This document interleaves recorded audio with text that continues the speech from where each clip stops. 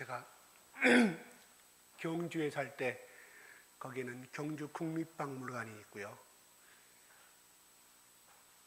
가끔 제 아내랑 거기를 갔었습니다. 그래서 왕들이 쓰던 금가이라든가 이런 사적들 많이 유물들을 보게 됐고, 또 나중에는 반남회가 국립박물관이 있어서 거기에 또 저 가봤었습니다. 많은 유물들과 또한 어떤 그 당시에 살았던 어떤 증거물들, 사적들이 많이 진열되어 있는 것을 보았어요. 한 왕이, 위대한 인물이 한 생을 살다가 가게 되면 본인이 살아있을 때보다는 그 후손들이나 역사가들이 그분의 해고록과 그분의 업적에 대해서 기록을 하고, 또 많은 그분 살아 생전에 사용하였던 모든 오록이나 사용하였던 어떤 기념이 될 만한 이런 모든 것들이 박물관이나 또 개인의 그런 집에 가면, 고택에 가면 많이 진열되어 있는 것을 바라보게 됩니다. 오늘 요한복음 이 부활을 마지막까지 기록한 사도 요한이 31절에 오직 이것을 기록하면 너희로 예수께서 하나님의 아들 그리스도의 심을 믿게 하려 함이라고 말합니다. 또 30절에는 기록되지 아니한 다른 표적도 많이 행하셨으나 이렇게 합니다. 다시 말씀드려서, 그러면서 오직 이것을 기록하면, 지금 우리가 지금까지 요한복음 1장 1절부터 지금까지 요한복음 20장 29절까지 읽었던 그 모든 내용들은 가장 핵심적이고 온 인류가 알아야 할 알맹이들만 기록하였다는 뜻입니다. 그러나 기타 또 모든 것까지 기록하면은 요한은 뭐라고 말하냐면 21장 25절 제일 마지막 절에 한번 20장 25절 읽어볼까요? 시작.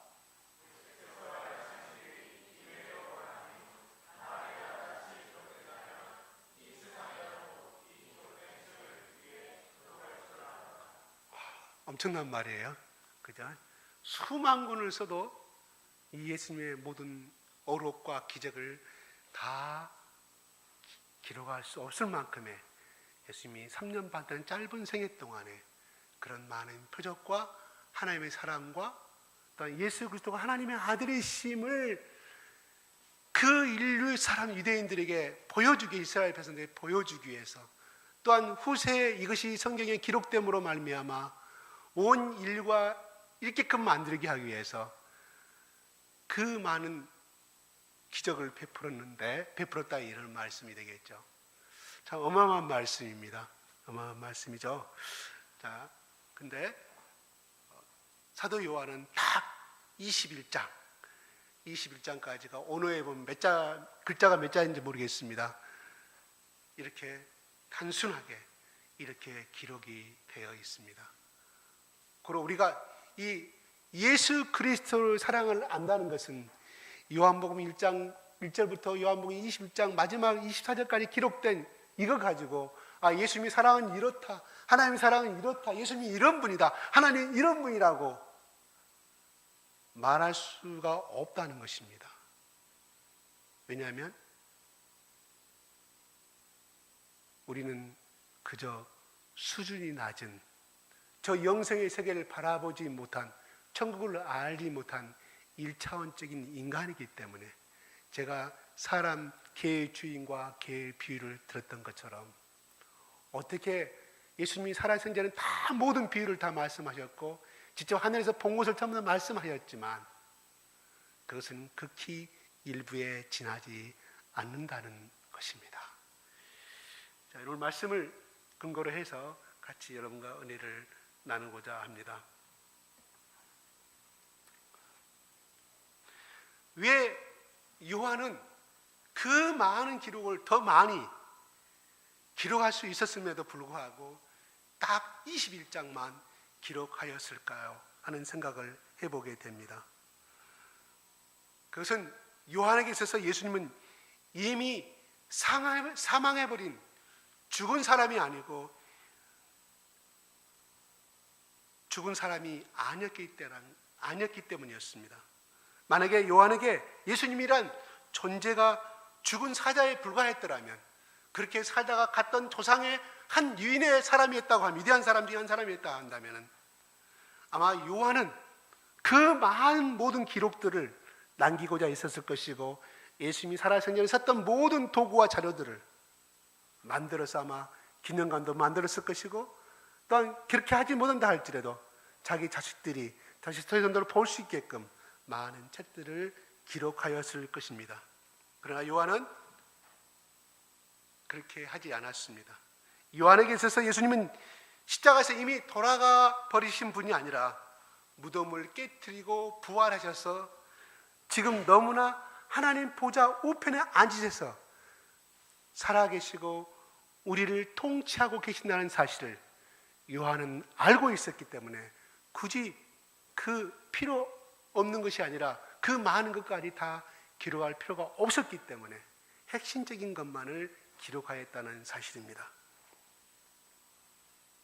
그래서 요한은 자신이 갖고 있는 예수님에 대한 모든 자료를 빠짐없이 다 전시할 필요가 없었던 것이고, 오히려 살아계신 그분을 온 인류가 직접 만날 수 있도록 소개하는 것으로 그는 방향을 잡았던 것입니다. 그래서 요한은 31절에 이렇게 말합니다. 같이 한번 읽어볼까요? 시작.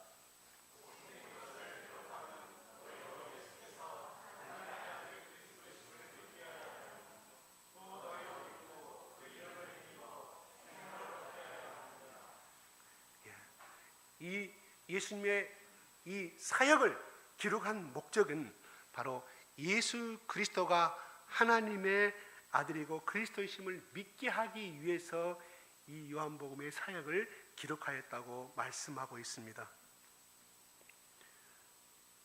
그래서 우리는 이 요한복음을 예수님의 살아있는 생명의 복음이지만 우리는 통틀어서 그를 성경이라고 우리는 말하고 있습니다. 그리고 왜 성경 말씀을 읽어야 하는지 우리는 요한복음을 통해서 그 까닭을 분명히 알게 되고, 또한 다른 성경을 통해서 우리는 알게 됩니다. 우리가 성경에 있는 것은 기념관 속에 진열된 예수님의 어떤 유물이나 박물관 속에 전시된 예수님의 기록을 감상하기 위한 것이 절대 아닙니다. 우리가 성경을 읽고 성경을 묵상하는 것은 우리의 죄를 위해서 성경의 약속대로 십자가에 죽으실 뿐만 아니라 죽은 지 3일 만에 그 죽음의 권세를 깨트리시고 살아나셔서 지금 이 순간에도 우리 가운데 역사하시고 계신 그 주님, 지금도 나와 함께하고 계시는 주님을 만나게 하기 위함입니다. 우리는 왜 성경을 읽어야 하는지 그 까닭을 분명히 알고 있습니다. 그리고 성경을 읽어야 하는 이유는 예수님의 어떤 우상을 감상하고 어떤 사자를 감상하기 위한 것이 절대 아닙니다. 바로 지금 살아계신 주님, 지금 나와 함께 계신 주님을 만나고 교제하기 위함인 줄로 믿습니다. 살아가신 그분으로부터 그분의 말씀을 직접 듣기 위함입니다. 그래서 성경은 우리가 세상에서 생활할 때 하나의 기준과 나침판이 되도록 우리에게 주셨고, 그 성경 속에는 하나님의 생각과 계획과 하나님의 뜻과 비전을 우리에게 포함해 주셨습니다. 그러므로 성경은 우리가 세상을 살아가는데 가장 소중한 교훈을 주는 기준서이고 생명의 말씀이라는 것입니다. 그런데 우리가 세상을 살아가는데 많은 기준이 있습니다. 많은 책들도 나와 있고 많은 법칙도 나와 있지만, 그러나 우리 그리스도인들이 살아갈 가장 기준서요 교과서가 되는 것은 바로 예수 그리스도이신 줄로 믿습니다. 구약 성경이나 신약 성경이 다 마찬가지입니다. 다루는 주제는 바로 예수 그리스도이십니다. 예수 그리스도가 하나님의 아들이심을 증명하는 것이 바로 성경이라는 것입니다. 성경은 기록하면 하나님의 아들 예수 그리스도를 믿게 함에 있다고 사도 요한은 말하고 있습니다. 구약과 신약에 기록된 예수 그리스도가 진정한 하나님의 아들이시며 인류의 구원자이심을 알리는 것이 성경 기록의 목적이라는 것입니다. 예수께서 하나님의 아들 그리스도이심을 믿게 하려 함이라고 기록하고 있는 사도 요한의 이 말씀을 보게 되면, 이것을 거꾸로 생각하게 되면은 바로 당시 예수님을 하나님의 아들로 인정하지 않았던 많은 무리가 있었음을 의미합니다. 바로 유대교 지도자들과 그 세력에 동조하는 자들과 그 시대의 세력을 잡고 있는 모든 사람들을 말합니다. 바로 이들이 말씀 전파를 가로막는 장애물이었고 핍박의 사람들이었습니다. 이들은 끝끝내 예수님을 하나님의 아들로 인정하지 아니하였기 때문에 결국은 예수님을 십자가에 목박도로 내어주었던 앞잡이였던 것을 우리는 복음을 통해서 알 수가 있습니다. 바로 이 요한의 목적은, 요한이 이 성경을 기록한 목적은 이러한 자들에까지도 그리스도에 대한 신앙의 확신, 부활하신 주님을 전하는 것입니다. 우리가 성경을 잘 알고 있는 것처럼 1600년 동안 약 40명의 저자가 기록됐다고 우리는 말합니다. 40명의 기록자는 각기 다른 시대에 살았고 다른 문명과 다른 시대에 다른 생활 속에서 살았습니다. 그들의 신분과 분명히 직업이 다르고 학문의 스펙도 분명히 달랐습니다.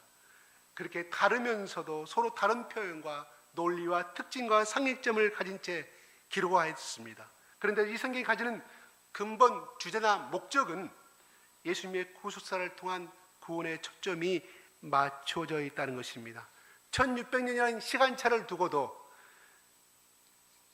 두고 기록되면서도 불구하고 모든 면에서 시작과 끝이 완벽하게 짝을 이루는 것을 보게 됩니다. 이 통일성과 완벽성은 성경을 연구하는 사람들을 놀라게 한다고 합니다. 이것은 인간의 힘으로는 불가능한 일이고 오직 하나님만이 하실 수 있다고 그들은 말하고 있습니다. 그래서 이사야서 34장 16절은 이렇게 말씀하고 있습니다. 같이 한번 읽어볼까요? 시작.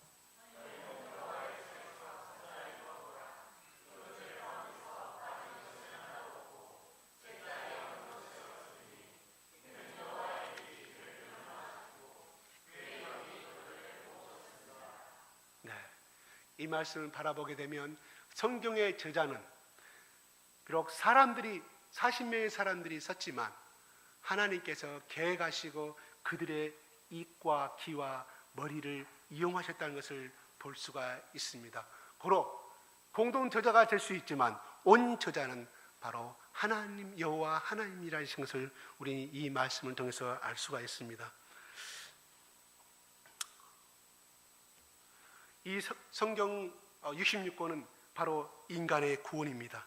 근데 그 구원은 하나님이 보내실 예수 그리스도라는 메시아를 통해서 이루어질 것이라는 것입니다. 성경은 하나님께서 인간의 구원을 위해 어떻게 일하셨으며 그 구원은 예수 그리스도를 통해서 어떻게 완성되는가를 일관되게 보여주고 있다는 것입니다. 그래서 성경은 초자연적인 책이라고 말하고 있고 놀라운 통일성을 가지고 있다고 말합니다. 그런데 이 성경을 읽으실 때 바로 우리는 이 저자의 도움이 필요하다는 것입니다. 바로 여호와 하나님이 저자이다면 바로 삼위일체의 하나님이신 성령의 하나님이 저자라는 말씀과 똑같은 말입니다. 바로 우리가 성경을 읽을 때는 결과적으로 성령의 도우심과 성령의 인도하심이 아니고서는 결코 하나님이 나타내고자 하는 그 깊은 뜻을 결코 깨달아 알 수가 없으며 그 올바른 해석을 할 수가 없다는 것을 말씀합니다. 둘째, 이것을 기록함은 믿고 영생을 얻기 위해서라고 말하고 있습니다.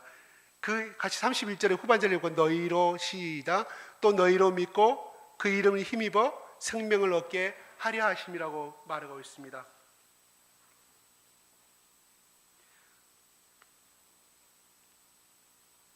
영생을 믿기 위해서는 먼저 영생이 있다는 사실을 알아야 한다는 것입니다. 영생이 있음을 알게 함에 있다고 말합니다.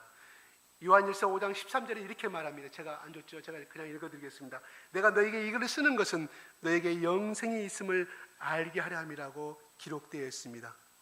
이 말씀 속에는 한 가지 전제가 깔려 있습니다.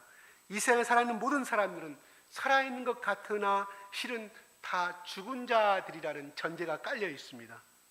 지금 우리가 이 자리에 앉아 있다는 그 자체가 생명을 지니고 있다는 증거가 아니겠습니까? 그런데 우리 모두가 실은 죽은 자와 전배 없다는 요한의 대전자를 우리는 어떻게 받아들일 수 있을까요?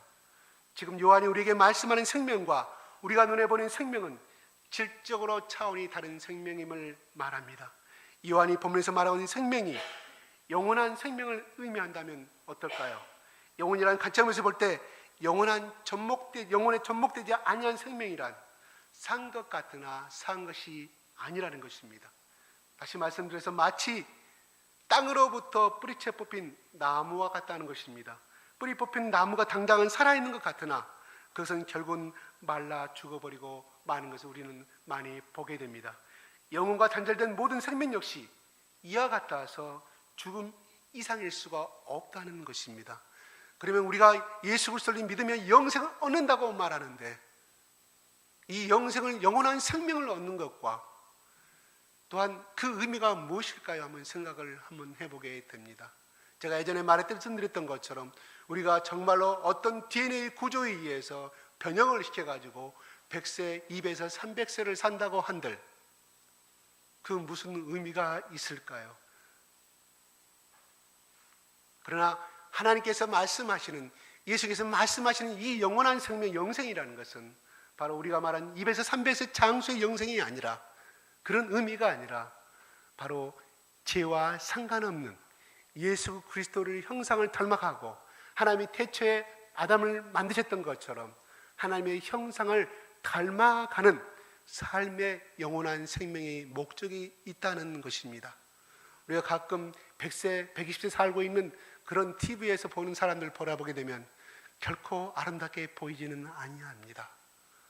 무엇 때문에 저렇게 오래 사는신지, 그가 정말 예수 그리스도를 믿고 예수 그리스도 안에서 의미를 살고 가는 사람이라면 더 오랜 삶을 살기를 바라지만 그저 생명을 유지하는 그런 인간이라 한다고 하면 그저 길가에 있는 동물이나 마찬가지지 않을까 생각이 들어갑니다.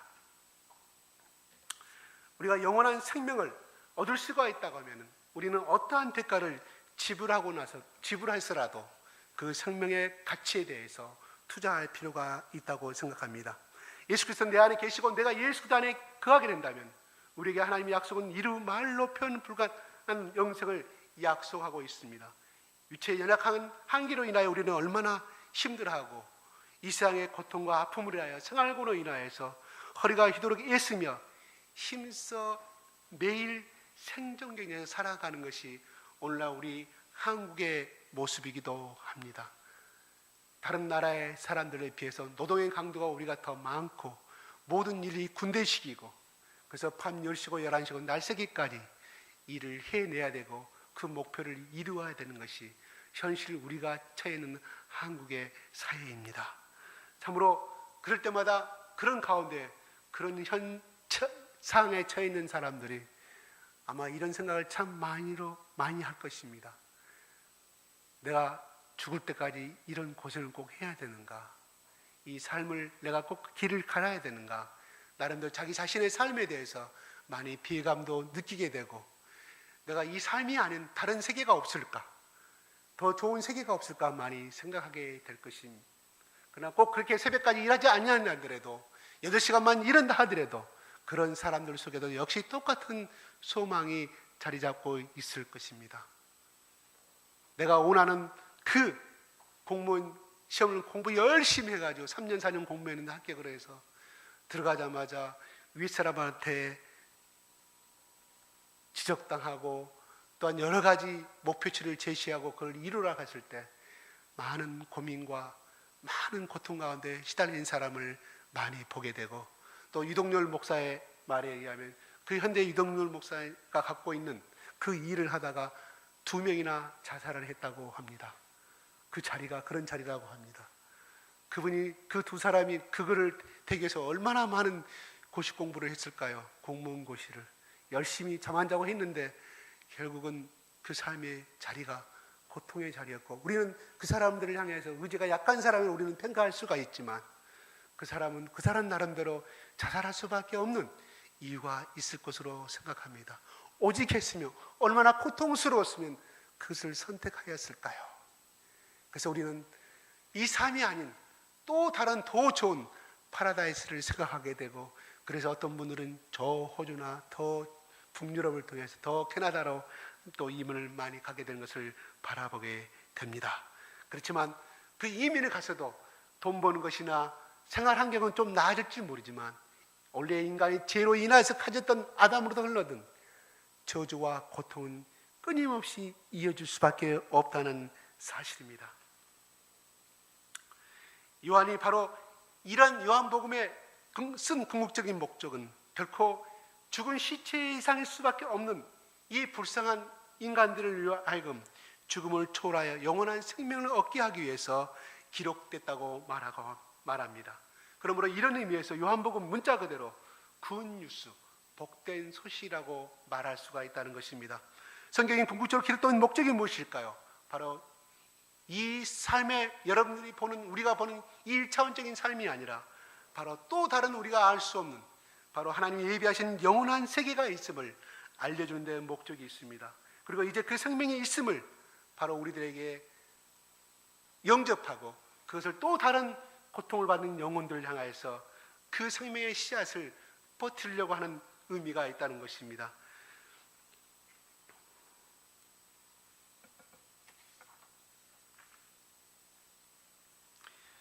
사계의 복음서를 보게 되면 예수님의 생애를 통하여서 그분이 살아가신 전에 우리 인간들에게 주시려 하시는 것이 영원한 생명임을 보여주시기 위해서 노력하는 것이 그분의 생애였음을 우리는 바라보게 됩니다. 그리고 그분이 부활 후에 승천하시 후에는 바로 모든 복음서의 마지막 예수 그리스도의 유언서를 기록하고 있습니다. 바로 이 복음을 땅 끝까지 전하라고 말씀합니다. 그래서 또 많은 사람들이 이 복음을 가지고 2000년대 시작한 이 복음이 지금까지도 온 땅에 퍼지고 있다는 사실입니다. 그래서 사계의 복음서의 마지막은 복음 전파를 명령하시는 예수님의 유언으로 끝맺습니다. 사도행전도 마찬가지입니다. 초반부터 성령이 임재하고 나서 모든 내용들이 이제 복음을 전파하면서 사도들이 이루어진 기록들입니다. 로마서도 마찬가지입니다. 모든 서신들이 마찬가지입니다. 에베소서, 베드로전서, 갈라디아서, 베드로전서 다 이 서신들의 내용이 무엇입니까? 바로 사도들이 이 생명의 복음을 전파한 결과 세워진 교회들이 보다 온전하게 복음을 전할 수 있도록 교회를 세우게 한 말씀들이고 영생의 말씀드림을 우리는 알게 됩니다. 결국 이제 영생이 있음을 알고 진심으로 알게 됨으로 말미암아 그 복음의 소중함을 깨달은 사람들의 삶은 바로 진정한 생명이 있기에 이제 그 복음을 전파할 수밖에 없는, 그 기쁨을 퍼뜨릴 수밖에 없다는 것을 잘 보여주고 있습니다. 시간이 적은데 예수님께서 선한 사마리아 비유를 우리는 참으로 잘 알고 있습니다. 강도를 만난 선한 사마리아 대해서 제사장과 레위인은 지나갔지만 세 번째 만난 사마리아인은 그 제사장 강도를 만난 그 사람을 향하여서 자기 돈을 써가면서 그의 목숨을 구해주었고, 예수님께서 말합니다. 누가 진정한 이웃이라고 생각하는지 물었을 때 한 제자가 말합니다. 자비를 베푼 사마리아 사람이라고 대답했습니다. 그것은 정답이었습니다. 그러나 주님께서는 그가 정답이었다고 칭찬해 주지 아니합니다. 대신에 이렇게 제자에게 말합니다. 누가복음 10장 37절에 가서 너도 이와 같이 하라고 말하고 있습니다. 선한 사마리아 사람이 한 것은 무엇일까요? 강도당한 그 사람은 자기 민족의 원수입니다. 그냥 지나쳐도 되지만 사마리아 사람은 사랑을 베풀었고 직접 데리고 가서 약을 싸매었을 뿐만 아니라 자기 돈을 투자해서, 시간을 투자해서 이 사람에게 선한 행위를 하였습니다. 주님께서는 이 말씀을 통하여 믿음은 정답을 맞추는 데 그치는 것이 아니라 정답대로 행하는 실천적 의지임을, 실천적 행동임을 우리에게 분명히 일깨워주고 있다는 것입니다.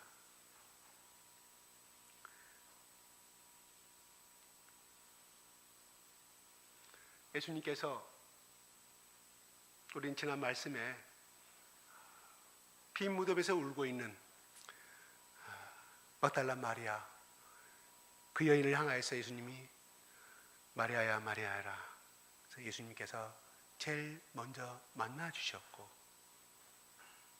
잘 알다시피 그 여인이 만약에 예수 그리스도를 통해서 그가 일곱 귀신이 들린 상태에서 예수 그리스도를 만나지 아니하였다고 하면 그는 그 삶 속에서 비천하게 많은 사람들로부터 돌매짐을 당하고 손가락질 당하고 그렇게 살다가 어느 날 길을 지나가 바다에 빠졌다거나 아니면 절벽에 떨어져서 죽을 수밖에 없는 그런 비천한 불쌍한 여인이었지만, 그가 예수 그리스도를 만나 그 사랑을 알았기에 그는 모든 제자들이, 또 예수님의 시신을 확인하기 위해서 왔던 두 제자들도 집으로 가버리고 말았지만, 그 여인은 바로 그 예수 그리스도의 사랑을 찾았기 때문에, 예수님을 찾았기 때문에 예수님 만나 주셨고, 그 여인은 12사도들과 같이 예수님의 초기 사역에, 사도들의 초기 사역에 같이 동참하였고 아름다운 하나님의 열매를 맺고 살다가